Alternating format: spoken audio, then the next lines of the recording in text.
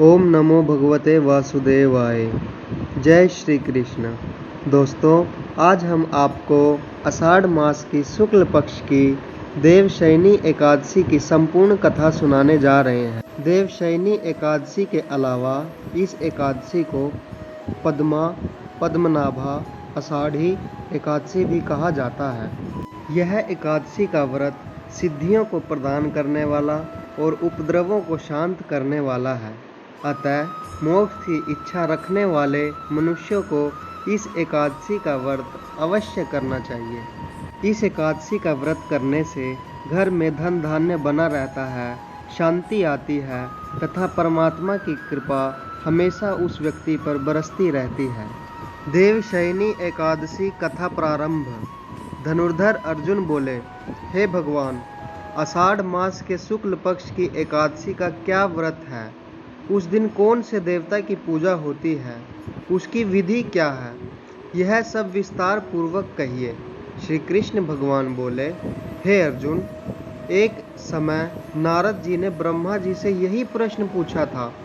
तब ब्रह्मा जी ने कहा था कि नारद, तुमने कलयुग में प्राणी मात्र के उद्धार के लिए सबसे उत्तम प्रश्न किया है, क्योंकि एकादशी का व्रत सब व्रतों से श्रेष्ठ होता है। इसके व्रत से समस्त पाप नष्ट हो जाते हैं। इस एकादशी का नाम पद्मा है। इसके व्रत करने से विष्णु भगवान प्रसन्न होते हैं। इस संदर्भ में मैं तुम्हें एक पौराणिक कथा सुनाता हूँ। ध्यान पूर्वक सुनो। मान्यधाता नाम का एक सूर्यवंशी राजा था। वह सत्यवादी, महान प्रतापी और चक्रवर्ती था। वह अपनी प्रजा का पालन संतान की तरह करता था। इसकी समस्त प्रजा धन धान्य से परिपूर्ण थी और सुखपूर्वक रहती थी। उसके राज्य में कभी अकाल नहीं पड़ता था, कभी किसी प्रकार की प्राकृतिक आपदा नहीं आती थी। किंतु न जाने देव क्यों रुष्ट हो गए। राजा से क्या गलती हुई कि एक बार उसके राज्य में अकाल पड़ गया। प्रजा अन्न की कमी के कारण अत्यंत दुखी रहने लग गई। राज्य में यज्ञ होना बंद हो गए। एक दिन दुखी होकर प्रजा राजा के पास जाकर प्रार्थना करने लगी, हे राजन, समस्त विश्व की सृष्टि का मुख्य कारण वर्षा है। इसी वर्षा के अभाव में राज्य में अकाल पड़ गया है और अकाल से प्रजा मर रही है। हे भूपति, आप कोई ऐसा उपाय कीजिए जिससे हम लोगों का दुख दूर हो। यदि शीघ्र ही अकाल से छुटकारा न मिला तो विवश होकर प्रजा को किसी दूसरे राज्य में शरण लेनी होगी। इस पर राज्य मान्यधाता बोले, आप लोग ठीक कह रहे हैं। वर्षा न होने से आप लोग बहुत दुखी हैं। राजा के पाप के कारण ही प्रजा को दुख भोगना पड़ता है। मैं बहुत सोच विचार कर रहा हूँ, फिर भी मुझे अपना कोई दोष दिखलाई नहीं दे रहा है। आप लोगों के दुख को दूर करने के लिए मैं बहुत यत्न कर रहा हूँ, किंतु आप चिंतित न हो। मैं इसका कुछ न कुछ उपाय अवश्य ही करूँगा। आश्वासन पाकर प्रजाजन चले गए।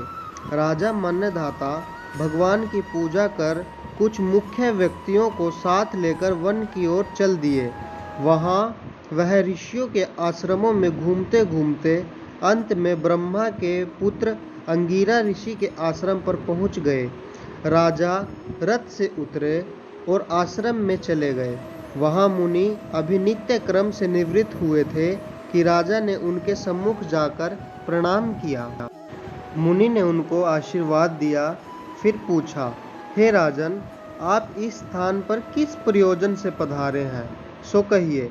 राजा बोले, हे महर्षि, मेरे राज्य में 3 वर्ष से वर्षा नहीं हो रही है। इससे अकाल पड़ गया है और प्रजा दुख भोग रही है। राजा के पापों के प्रभाव से ही प्रजा को कष्ट मिलता है, ऐसा शास्त्रों में लिखा है। मैं धर्मानुसार राज्य करता हूँ, फिर यह अकाल कैसे पड़ गया, इसका मुझे अभी तक पता न लग सका। अब मैं आपके पास इसी संदेह की निवृत्ति के लिए आया हूँ। आप कृपया कर मेरी इस समस्या का समाधान कर मेरी प्रजा के कष्ट को दूर करने के लिए कोई उपाय बतलाइए। इस पर वह ऋषि बोले, हे राजन, यह सतयुग सब युगों में श्रेष्ठ है। इसमें धर्म के चारों चरण सम्मिलित हैं। इस युग में केवल ब्राह्मणों को ही तपस्या करने और वेद पढ़ने का अधिकार है, परंतु आपके राज्य में एक शूद्र तपस्या कर रहा है। इसी दोष के कारण आपके राज्य में वर्षा नहीं हो रही। यदि आप प्रजा का भला चाहते हैं तो उस शूद्र का वध करवा दीजिए। जब तक आप ऐसा नहीं करेंगे तब तक आपका राज्य अकाल की पीड़ा से मुक्त नहीं होगा। इस पर राजा बोले, हे मुनीश्वर, मैं उस निरपराध तपस्या करने वाले शूद्र को नहीं मार सकता। किसी निर्दोष मनुष्य की हत्या करना मेरे नियमों के विरुद्ध है और मेरी आत्मा इसे किसी भी सूरत में स्वीकार नहीं करेगी। आप इस दोष से छूटने का कोई दूसरा उपाय बतलाइए।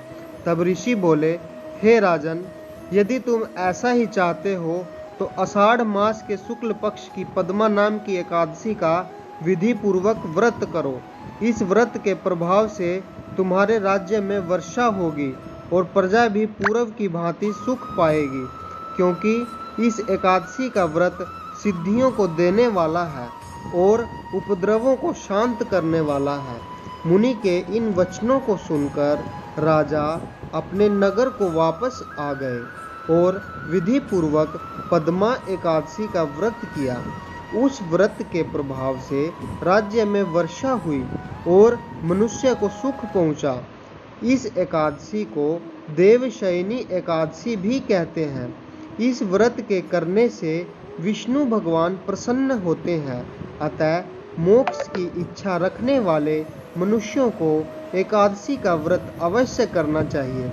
चतुर्मास्य व्रत भी इसी एकादशी के व्रत से शुरू किया जाता है।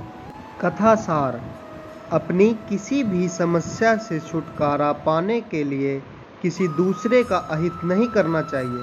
अपनी शक्ति से और भगवान पर पूरी श्रद्धा और आस्था रखकर संतों के कथानुसार सत्कर्म करने से बड़ी बड़ी विपदाओं से छुटकारा मिल जाता है। प्रेम से बोलिए श्री कृष्ण भगवान की जय, माता रानी की जय। ओम नमो भगवते वासुदेवाय। ओम नमः शिवाय। जय शिव शंकर भोलेनाथ। भगवान इस कथा का श्रवण करने वाले सभी श्रोताओं की इच्छाओं को पूर्ण करें। दोस्तों, यदि आपने हमारे चैनल भजन गंगा धारा को लाइक एवं सब्सक्राइब नहीं किया है तो कृपया करके चैनल को सब्सक्राइब करें, ताकि आप आने वाली हमारी सभी वीडियो को देख सकें तथा उनका श्रवण कर सकें। जय श्री कृष्णा, जय राधे राधे। ओम नमः शिवाय।